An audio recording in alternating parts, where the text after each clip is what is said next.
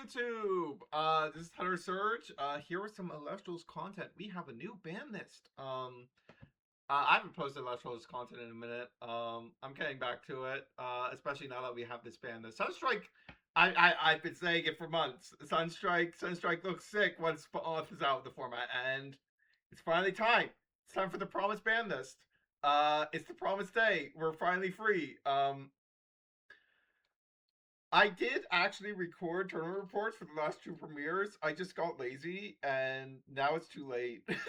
Now they don't matter.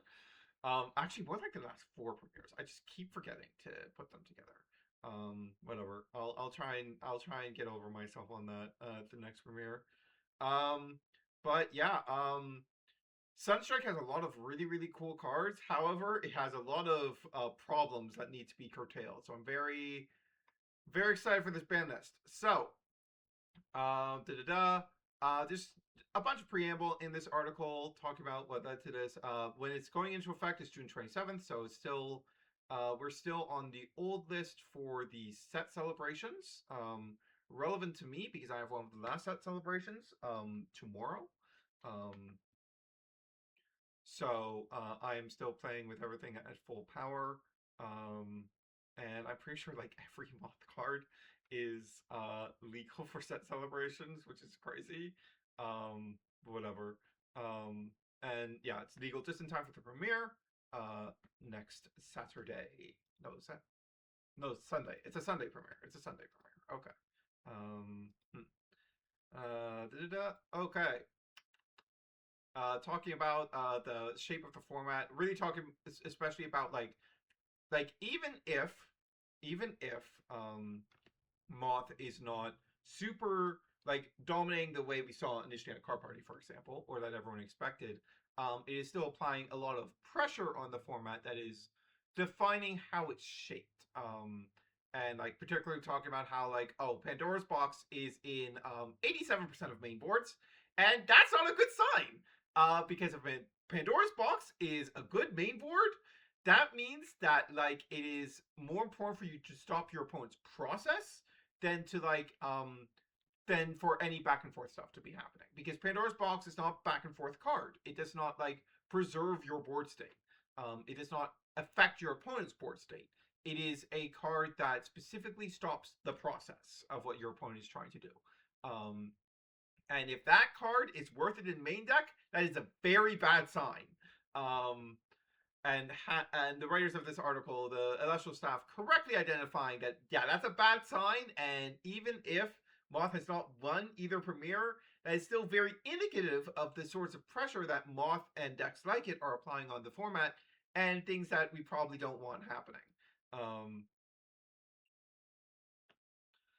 They go a bit over their what their goals are with this ban list, which is to reduce the early game explosive board states and their enablers, and reduce the frequency of efficient removal, and talk about like what makes something banned versus limited, etc., etc.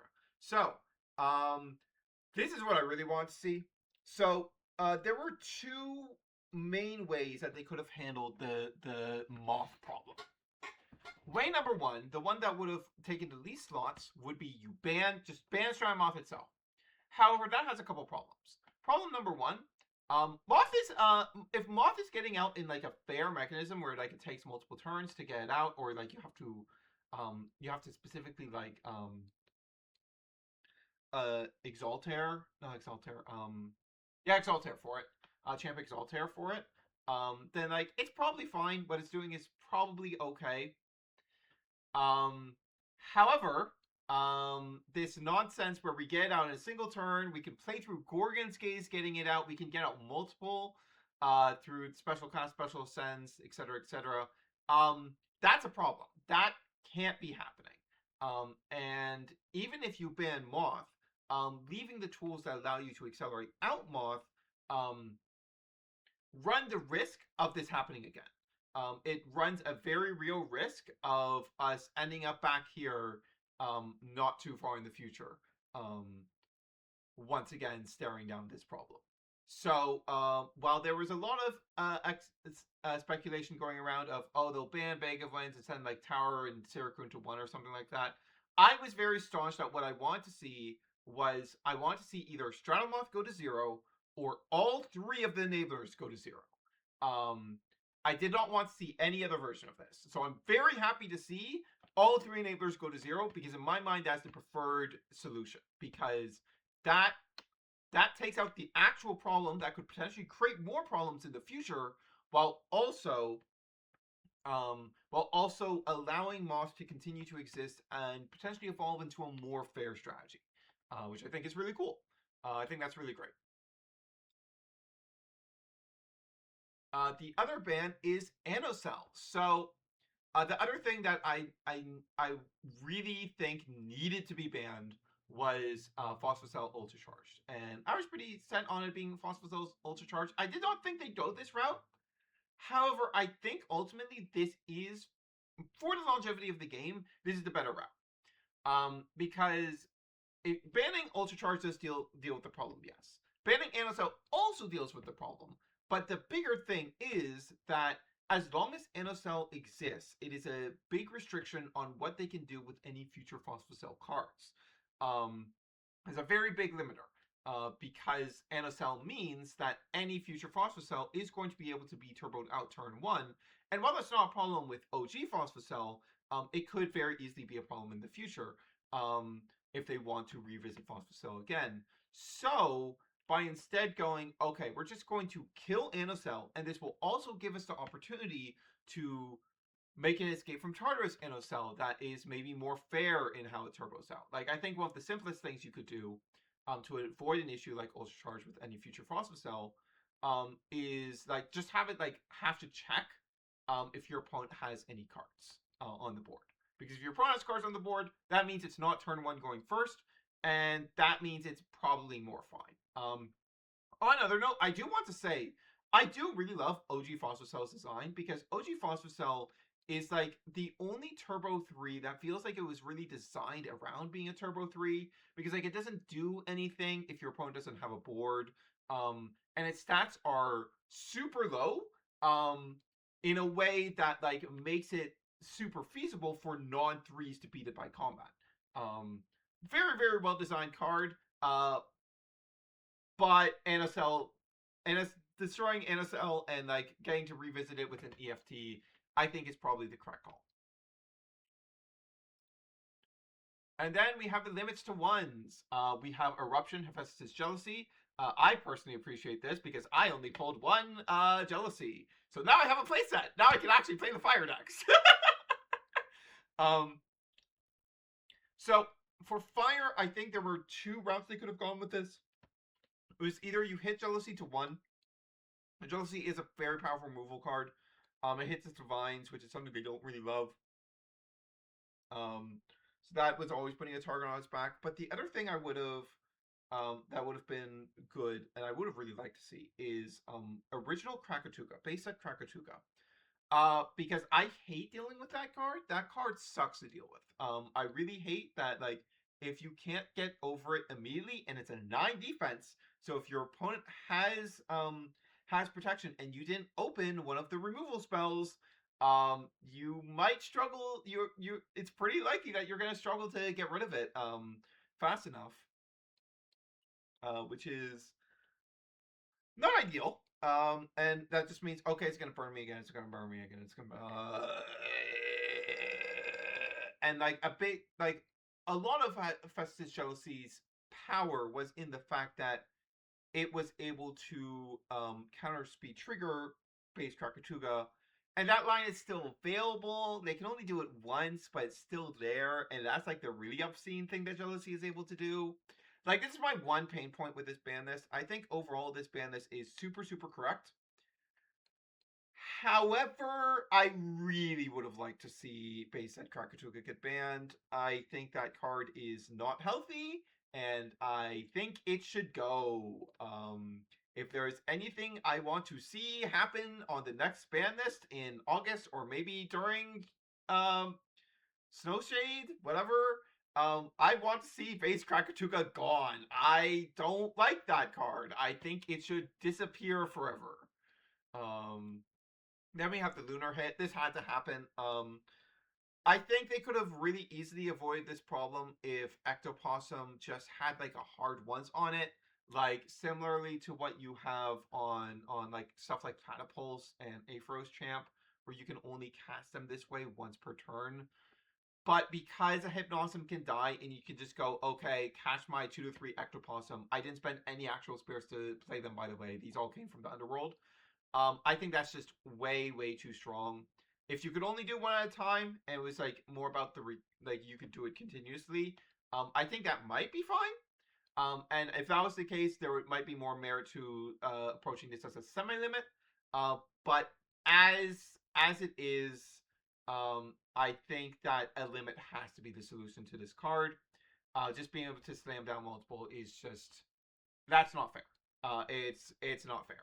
Um, it is some really obnoxious gameplay. And Lunar Hat still has really, really strong tools. Like Rise is still really strong. Vermilord like enhances the Lunar Phase Full Moon combat trick stuff. Um, as a survive, Werepup stuff still good. Nobby still good into an environment that doesn't have other Lunar decks. Ouroboros still good. Rise from the Shadows is still cracked. Like there's a lot of really good Lunar stuff still. And like this as like the possums as like a 2-1 or a 3-1 package is still going to be very, very strong. And like it integrates very well with the Dionysus stuff, so you get access to like Cyprong and the new Havocup stuff. The new Havocup stuff is very good. Um, Especially like it has some really nice synergies with the possum stuff because like the Havocup Pulver stuff really, really likes Madness. Um and the possums also really like Madness so that your opponent can't just hide defense. So they just synergize together very, very naturally. I think the possums will be a weaker overall because of the fact that we will be able to play a more normal back row lineup. Like it doesn't really like PTA or shield, that sort of stuff. Really doesn't like Cryoblast. But yeah, yeah, I think this is the correct place to go with Ectopossum. Um, Similarly with Bears, this is another deck that was like sitting on the periphery. Really high burst potential. It couldn't really do its big explosive thing going first turn one, which is what held it back. But it didn't. It had the same number of drops as Fossil, so let's be real. But this is something that would be a real problem if it was just completely untouched going into the new format. So like this probably doesn't need to be hard banned out because of its nature of it can't do the thing going first. Like all it gets out of that is a big body, and your opponent can very much get over that. There's nothing about that body that's harder to deal with than otherwise. So this is good to see. It's good that this happened. And like one should still be enough that like Bears is still viable in some way. It might be more of a package in Hestia. Who knows? We'll see. It would be. It's nice that I do appreciate that Majersa is actually a Hestia card now. But yeah. And then the last three limits are basically circling back on the post worlds temp hits. Novacore, Avilith, and Aphros all to one. I think these are all correct. Novacore is an absurdly efficient card. And like I think as far as Ares was concerned, there was a very real I think there was a very real concern that like in my mind at least, that there's no reason to do the Ares Stadium stuff if Novacore's at 3. Because you why wouldn't you just do the why wouldn't you just do Novacore and Temple of the Sun instead, right? So this opens the room for more like pure Ares strategies, which is cool. That's good to see. Then Aphros to 1 instead of 0. I think hitting Aphros to 1 largely deals with the problem with it because like the main issue with Aphros is when you get to go, okay, Aphros Aphrodite, turn 1 going first. Search for champ, cast out champ. I have 2 5s. I Nexus 2, I draw 2. I set my 3. That is when it's really painful. And to pull off those lines, you need to open Aphros. You cannot pull off those lines without opening Aphros. So if Aphros is at 1, that stuff is probably fine, right? We are probably in a fine spot as far as that is concerned. So that's good to see. And 8 to 1, also very good to see because Hermes is one of those decks that like got some really good stuff this set. can lean into some of the more powerful splash packages of this set pretty comfortably. Um, and with Trickery searchable, it makes the AV Lift, kill AV Lift to get back AV Lift lines with Trickery all the more consistent. So it's good to hit to one. A side effect of this that I do like is, of course, you still have access to your AV Lifts um, multiple times via Trickery, but you have to spend your Trickeries on that. But also, it potentially encourages Hermes players to main deck Catabasis so that they can put their Avilis back in the deck. And I think a world in which Hermes is mainboarding Catabasis is a world I really want to live in. I really want that to be the world we live in.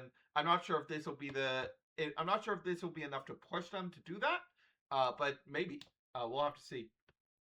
Um, but yeah, that's going to be it for me. Very, very happy with this ban list. Literally the only thing I think should have been done differently is I think that base set Krakatuga should have also been banned because I just don't think what that card is doing is healthy for the game.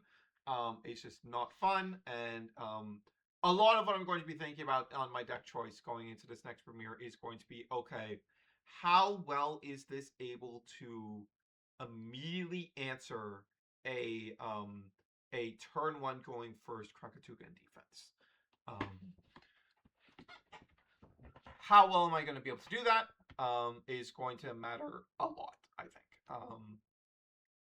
Yeah. But that's going to be it for me. This is Hunter Surge signing off.